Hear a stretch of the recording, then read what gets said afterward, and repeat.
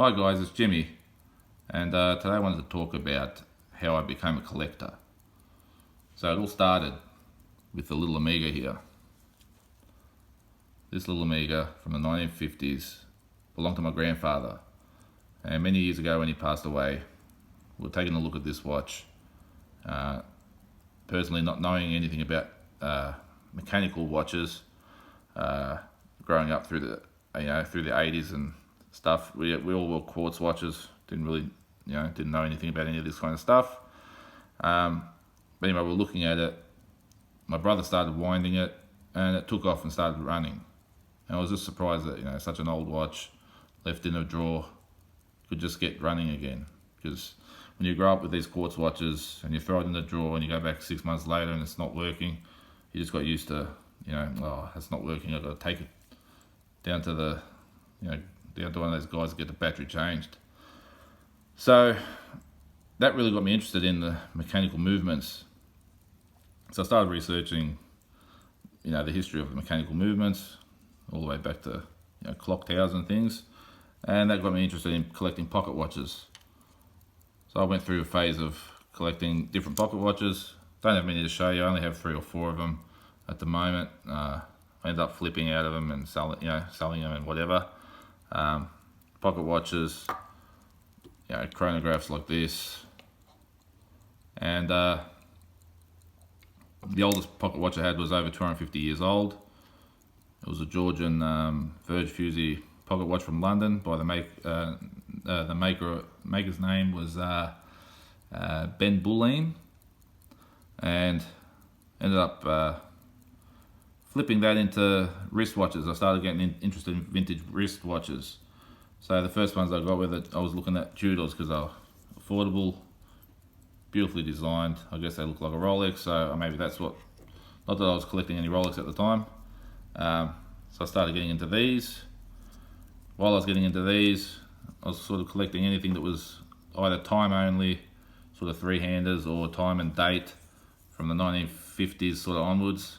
I had IWCs, Zeniths, had Amiga Constellations, things like that.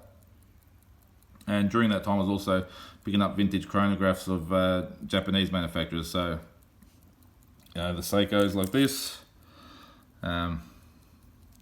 these kind of helmet Seikos, the one on my wrist. Actually, I'll start this one up, this one's running.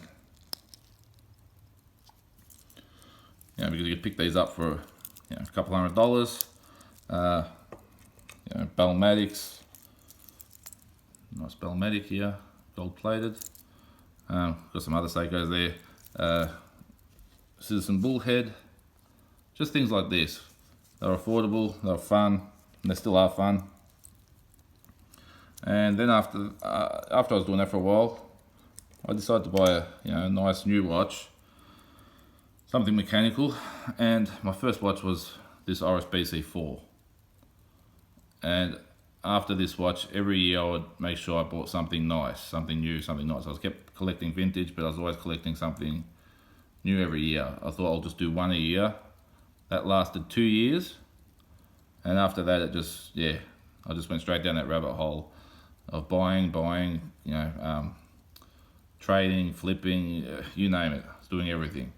Literally went from one watch a year. After a couple of years, I was buying multiples and just enjoying them and working out what I liked and what I didn't like, get rid of what I don't like. Went through all the brands pretty much, any of the major brands.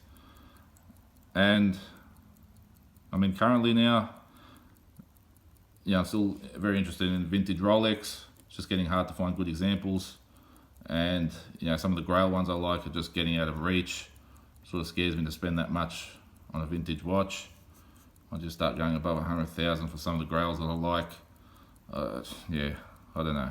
We'll see what the future holds. But and having done this, I also like collecting knives, and I really like collecting Japanese things, Japanese bronzes, mainly sort of Meiji period. They're not super expensive, but they're very beautiful objects, and I like to decorate my house with them. So yeah, that's where I'm at the moment. And once you're a collector, you just seem to go deeper and deeper.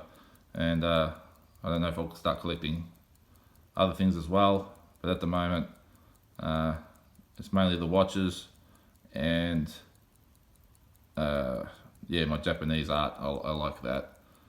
I find it fascinating. Unfortunately, I don't actually know enough about the history. Is so big. You got to be such an expert to know it all. I just sort of the guy I deal with is very knowledgeable, and I ask him questions, and he sort of leads me into what I like, sort of thing.